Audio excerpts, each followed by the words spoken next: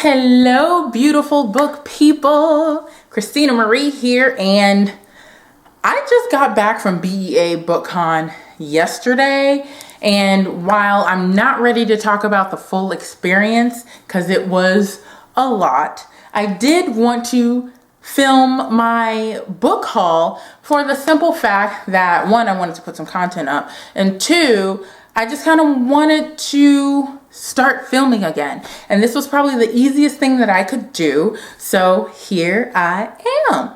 I am a little tired, but right after this, I hopefully am going to edit it. And then I'm going to put it up either tomorrow or the day after. So I really look forward to that. Now, I do want to get a couple of things out of the way before we get into my BEA book haul, because I did not get anything at BookCon on purpose. I want to show you two things from not BEA BookCon things. So the first thing I want to show you is something that was sent to me by Quirk Books. Thank you so much to the team at Quirk Books for sending me this. And it is the paperback version of Geek Arella. And apparently there is some extra things in here, some extra content.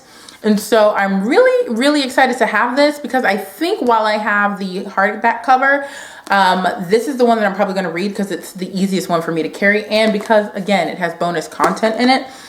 I don't really know what the bonus content is, but it's super cool. Now, it is kind of stained on the bottom because there was also a cool little candle that came with it. See? Smells great. A cool little bottle that came, a candle that came with it that smells a little bit like pumpkin spice. But I'm still stoked nonetheless. I have heard nothing but great things about this book, so I'm looking forward to reading it. I'm looking forward to the extra content that I hear is in it. But I'm just really excited to read a cute little story. Oh, there's a Starfield Ignites the Stars by Danielle Whittemer in here. This was previously published on rebelgunner.com. So I guess that would be some of the extra content. And then it looks like also there is maybe a play from Starfield, Series 1, Episode 54. I'm assuming Starfield is a show or something that is that's in the book. So I'm really excited that this extra content is in here. I'm really excited to have this book, and a huge thank to Quirk Book for sending it to me. The next thing that I got, now this is associated with BookCon BEA, but the thing is, hold on. There was some strange guy walking around my window.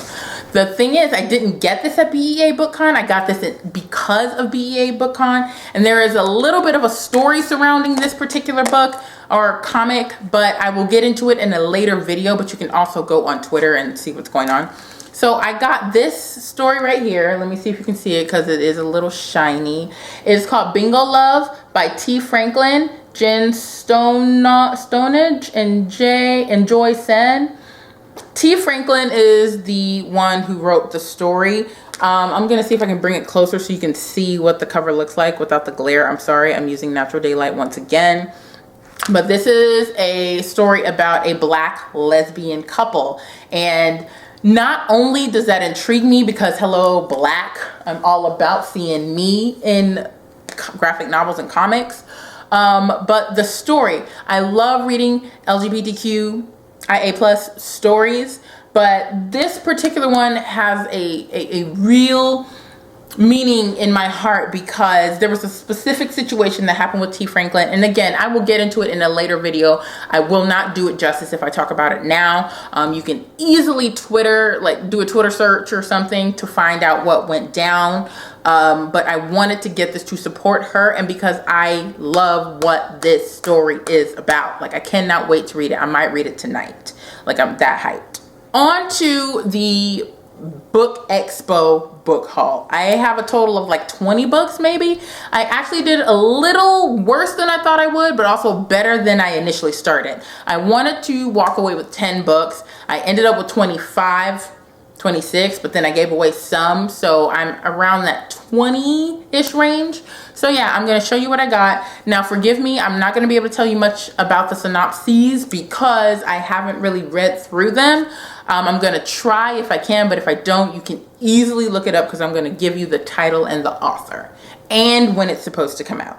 Okay, now I'm doing these in no particular order, but I am going to save some of my favorites for last. The first one that I'm going to show you is called Boneless Mercies. And this book is by, let me do it over here. Boneless Mercies. And this book is by April Genevieve Cholk.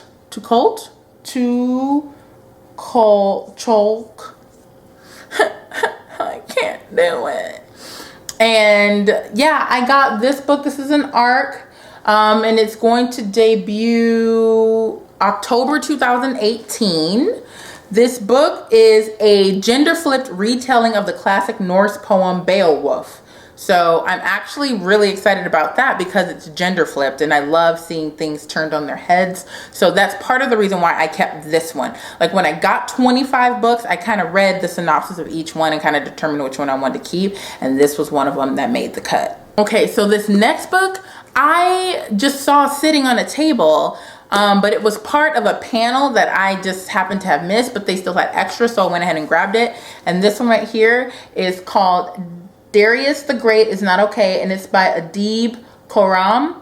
Now this one I'm really interested in because it's about a young boy named Darius who is just trying to fit in with his life. Like he has a lot of hobbies. He's pretty much a geek, but I think, let me read the first sentence. Darius Kellner speaks better Klingon than Farsi, and he knows more about Hobbit social cues than Persian ones. He's a fractional Persian, half his mom's side, and his first ever trip to Iran is about to change his life. Like that is really appealing to me just because I like to hear about those kinds of stories. One, because it's a story that I personally can't relate to, and I just love learning about other people, other cultures, other experiences, and this is just perfect. You know, since I love reading about diverse stories, I figured like this is something that I definitely want to hold on to and read. Now this one is set to come out August 2018, so you don't have too much longer to wait for this one, but I'm really excited for it. Now this next one you guys know all about. It's one that I actually started as an ebook. I already have an e-copy of it from Edelweiss, but I did get a signed ARC from the lovely Becky Albertalli and Adam Silvera. This is What If It's Us? I already started. I'm about 2 or 3, maybe 4 chapters in, and I am loving it. I have no doubt that I'm going to love it. I've never read anything by Adam Silvera, but I've read almost everything by Becky Albertalli. And so I'm just really, really excited that I got my hands on this. I waited in line for maybe about an hour and a half or so. And like I said, it's signed to me, and that makes me very happy. Adam said that he loves my hair. So I thought this was super duper cute, and I'm just really glad that I finally have this book. Now the next one was a surprise. I didn't even think that I would get it, nor that I think that I would want it, but I'm really familiar with this author. I love, love, love her books, especially a specific one. So this is That's Not What Happened by Cody Keplinger. You know that Cody Keplinger is popular with the story The Duff. This is the cover right here. And so I saw that she had a signing line, and I went over there. I was like, oh, Cody Keplinger. So I walked over there and got her to sign it. I don't really know what this is about. Apparently it's about, it's been 3 years since the Virgil County High School massacre, 3 years since my best friend Sarah was killed in the bathroom stall during the mass shooting. Everyone knows Sarah's story, that she died proclaiming her faith, but it's not true. So that in itself, it's based around the school shooting. I mean, that unfortunately is something that's happening a lot, you know, and so we're going to see stories about it, but I'm just really, really interested in this particular portrayal just because there's always like a plot within a plot. And so I'm just really interested to see how Cody takes this, or where she takes it. Okay, so now this next one I have no intention of reading. I I grabbed it for a friend. Now, a lot of you know, I'm not a huge fan of Colleen Hoover books anymore. She kind of lost me a while ago, and I still wanted to get this because I know that I have a friend that loves her.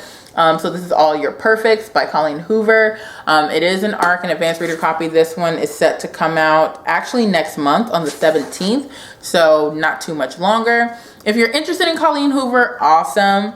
But she's just not really my cup of tea anymore. But I did, again, want to grab this for my friend just so she could know that I was thinking about her. Not really going to tell you what this is about. You can easily look it up. But I have it as part of my haul. So this next one I am super hyped about. The cover's kind of messed up because I don't know why. I'm cleaning it off right now as I talk to you. But I had the chance to listen to this author speak at the We Need Diverse Books panel. She was brilliant. She was wonderful. She was shy, and I don't know why, because she was wonderful. And so this is Blanca and Roja by Anna Marie McLemore. And she is the author of Wild Beauty, which I still need to get. Exactly, Rain, exactly.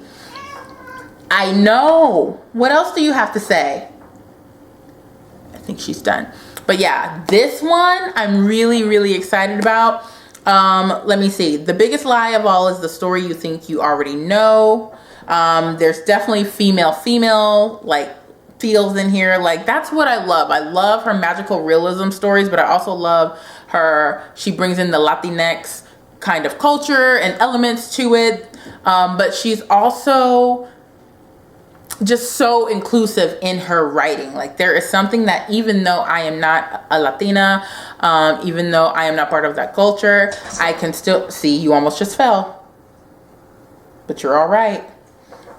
But I really appreciate being able to experience this story and learn something a little bit new, but also enjoy a really great and well-crafted story. I look forward to doing something like that. And so Blanca and Roja, right? Roja? Yeah, so I can't wait. So this next one I got, I'm gonna try not to butcher the name. This one comes out in September 2018, and it is a graphic novel. It's called Check Please, Book 1 Hockey, and it's by Ngozi Ukazu. And again, like I said, it's a graphic novel. I have no idea what it's about, but people I've been hanging out with have been really excited about it. So I said I'm going to go ahead and just be excited too. I mean, I don't read very many graphic novels. I'm definitely going to start, but I'm glad that I have this because people are so excited to read it. I don't know what it's about. I'm not really going to try and read it because it's too much words back there. But yeah, so I got that one as well. So the next one I'm really excited about is this one here. This is City of Ghosts by Victoria Schwab. I like Victoria Schwab's writing. I'm a huge fan of her adult writing. I can't remember if this might be YA. It comes out on August 28th, but I'm a huge fan of Vicious, and ever since she's bagged me with Vicious. Like, I love Vicious. There was something that she wrote that I wasn't a huge fan of, and I can't remember what that is at this point in time, but Vicious is my jam. So I thought I would definitely give this a try. Yeah, so got my hands on it. Now this is one that I am super excited about. There's no cover to it right now, but it is Bridge of Clay by Marcus Zusak. I am beyond excited. It says, in the beginning, there was one murderer, one mule, and one boy. Once in the tide of Dunbar, there were 5 brothers, but the 4th of us was the best of us. Like, I have read Marcus Zusak before. I've read The Book Thief. There's one more book that I cannot remember that I read as well. Can't remember what it's called, that I liked more than The Book Thief. But I went ahead and grabbed this one because I just trust Marcus Zusak's writing. So I needed it. Like, I needed it. As you can see, I was 172 of 250 copies. So I was in there and I got it. Now the next one that I am super pumped about, Pride. I got Pride, and this is by Ibiza Boy. This is kind of like a retelling. It says a Pride and Prejudice remix. That pulled me, but also the fact that it's by Ibiza Boy. Like, anything by her, I am owning. It's mine. I will have it. My cats are messing with something. So here it is. I got it. I don't really know how to like synopsize it, but just know Pride and Prejudice remix. I am down. Okay, so the next one I got, this one is called The Girl King. and it is by Mimi Yu. Now, I don't know much about this one. I just saw that there was a line, and I saw that the author was an author of color. So I was like, oh, girl, I'm a nab that. That's right. I'm a nab that. Don't know what it's about. She has a sword. She looks badass. It says 1 empire, 2 princesses, a war that could tear the world apart. All right. I'm down to see what happens with that. So, picked it up. Okay. So this next one, y'all. Let me tell you, I waited in line for a cool ass minute, and then as we were signing, the line went past, the signing went beyond the time that was allotted, so the cutoff was me. Like right before me, they cut me off. But then they were like, we're moving you to the overflow line in the order that you were. And I was like, cool, as long as I can get my book, I'm cool. And that book was, bam, Odd One Out by Nick Stone. I am stoked for this book. Like, I don't even know what it's about, but I knew that I needed to have Nick Stone's book. Dear Martin, I still have it sitting back there. I have not read it yet, but I love Nick Stone. Like, I enjoy her presence on Twitter. I enjoy everything that she's about. I enjoy what she supports. So I had to do this. I had to. So I don't really know what it's about. I'm not even going to read into it, but just know that anything that Nick Stone writes, I'm going to get it. I'm going to support it. Now, this next one is another author that I did not think I would get my hands on this art because I didn't know there was a way for me to do that. I'm so excited. It's A Blade So Black by L.L. McKinney. This is an Alice in Wonderland retelling, and look at the cover. She's black. Oh, like, and she's like pretty much my shade. I'm a little darker, but I am so excited. Like, she has a dagger. It's a spade in the middle. Like, this girl is looking like she is about to go in and kick some ass. Like, she just got on a red Michael Jackson beat-it jacket, and she's ready to go. Like, I don't even need to know anything else. The cover tells me everything I need to know. The author, if you don't follow L.L. McKinney on Twitter, you need to, because she keeps it real. She's not afraid to hurt your feelings. She's not afraid to call you out. She is just sick of the bullshit, and that's what I love about her. So I'm so sad. I'm so pumped that I have this book. All right, so some of these next books, I'm not really sure why I grabbed them, but it kind of gravitated towards me. This one right here is called She Would Be King. This one comes out on September 11, 2018. This one I think is just, hold on, let me see if I can give you a little bit of a gaze into what it's about. And She Would Be King, the main character reimagines the dramatic story of the formation of Liberia through the eyes of 3 unforgettable characters. One, exiled on suspicion of being a witch from the West African village of Lai, is bitten by a viper and left for dead, but miraculously survives. Another character, raised on a plantation in Virginia, hides his unusual strength until a confrontation with the overseer forces him to flee. And then another character is there at will, just as his mother, is the child of a white British colonizer and a maroon slave from Jamaica, and can fade from sight at will, just as his mother could. When they meet in the settlement of Monrovia, their gifts help them salvage the tense relationship between the African-American settlers and the indigenous tribes. Their storylines are brilliantly intertwined by the all-seeing spirit of the wind, who embodies an ancient wisdom. So basically, this is a blend between historical context and magical realism. I'm all about it. The author is Wayetu Moore. And so this looks like this is Wayetu's story. Wayetu Moore reimagines the dramatic story of the formation of Liberia through the eyes of 3 unforgettable characters. That is so cool. So yeah, I had to pick this up just because it was really, really intriguing. All right, so this next book I got is called There Will Be No Miracles Here, which is a memoir by Casey Gerald. This one's set to be on sale October 2nd, 2018. I'm not quite sure what this one's about. So this book is basically about Casey Gerald's story. Let's see, it begins at the end of the world, Dallas, New Year's Eve, 1999, when he gathers with the congregation of his grandfather's black evangelical church to see which of them will be carried off. His beautiful, fragile mother disappears frequently and mysteriously for a brief ideal.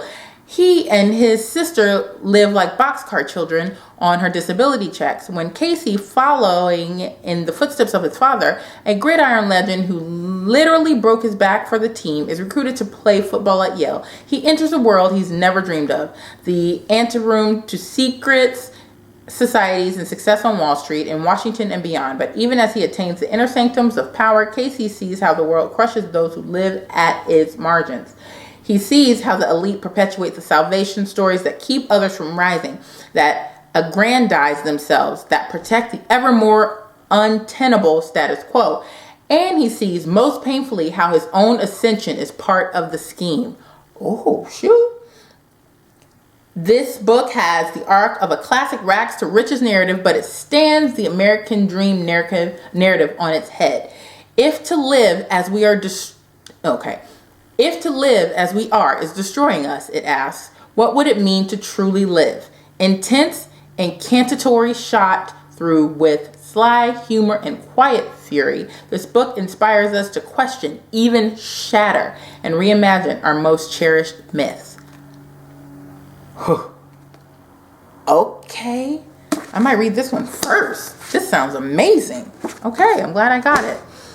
Few more books. Now, the next one I got, this is from a book signing I went to. This is Heidi Helleg's newest upcoming book, For a Muse of Fire. It's signed to me. I was the last one to get a copy, and I was beyond excited.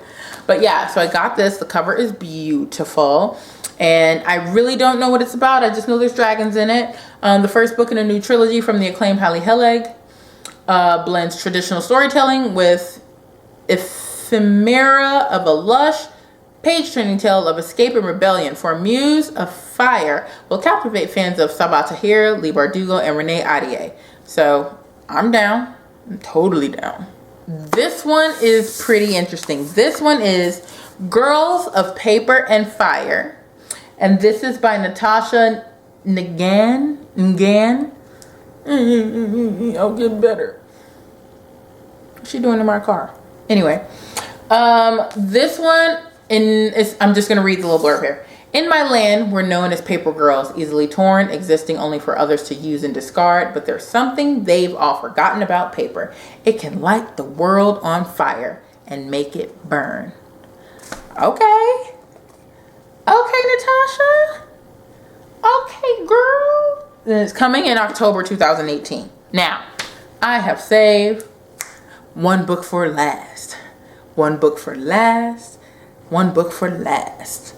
And it is... you guys ready?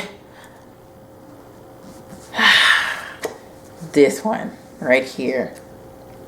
The new Samantha Shannon. This is called The Priory of the Orange Tree, and it comes out March 2019, which is all the time I'll actually need to read this 800+ page book. This book is a weapon. It is, I don't even like high fantasy, but I need to read this book.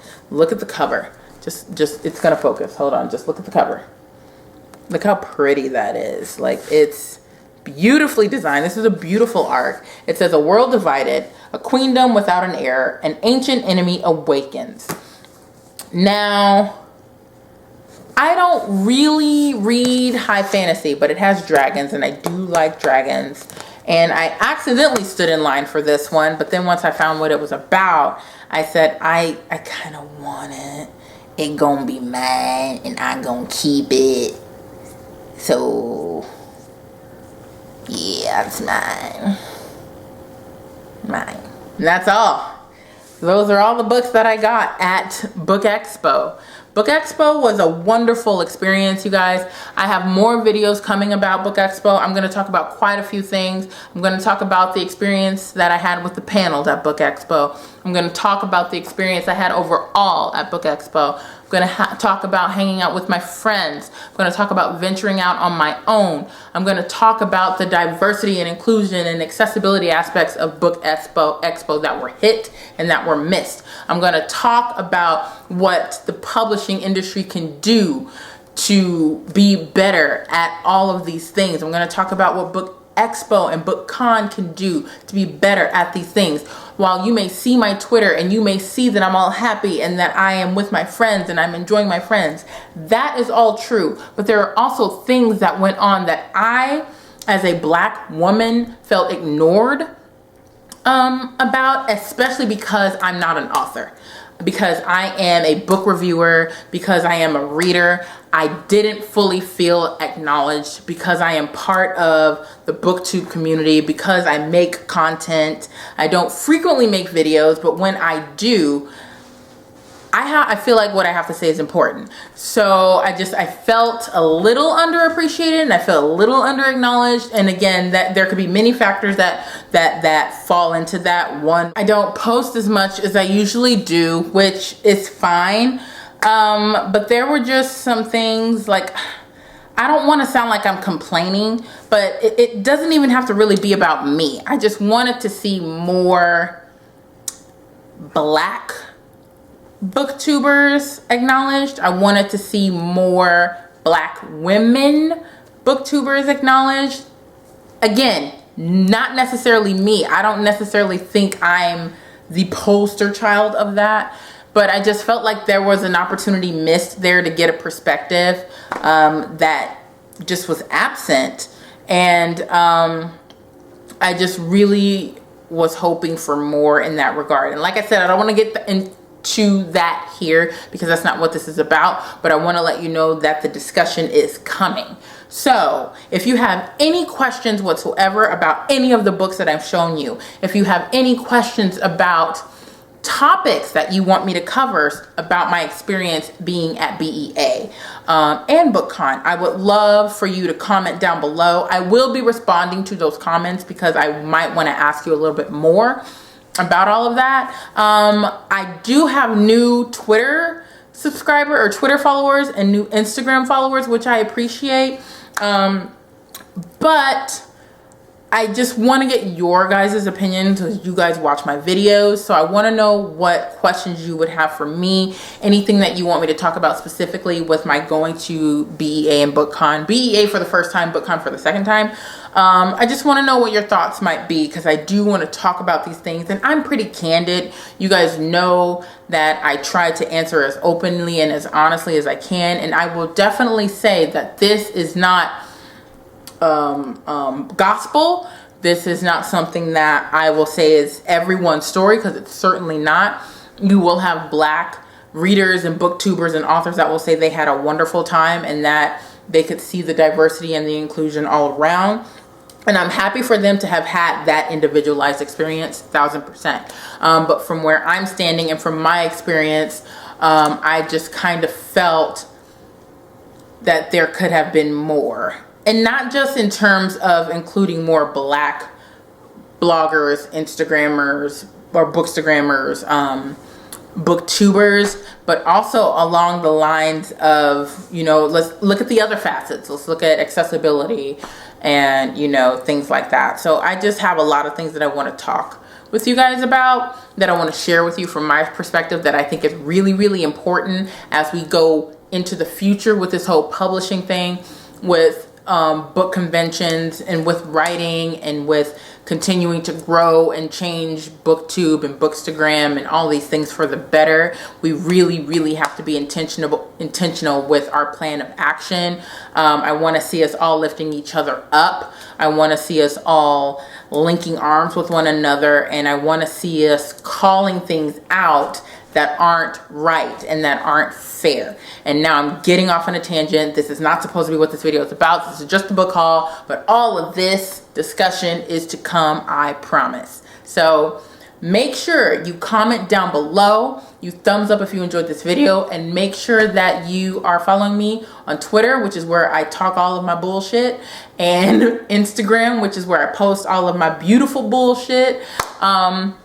I'm not about the games. I'm not about sugarcoating. I'm not about engaging in conversation that is not of substance. I want us to be better. I want to be better. I want this community to be better. I have a lot of people in my life, a lot of friends that are booktubers, bookstagrammers, that even I noticed that they could also do better in certain regards. And I'm getting to the point where those conversations will need to be had, just so I can say that I put my best foot forward. But other than that, I hope you guys enjoyed this video. I'm going to go ahead and deuce out. I'm going to go edit this, and hopefully I'll have it up and ready by tomorrow, which is Wednesday. I hope. So library closes in 2 hours and 20 minutes. Do you think I can do this in 2 hours and 20 minutes? We will see. So in order for that to happen, I gotta go. So I will see you guys in my next video. Bing! Bye.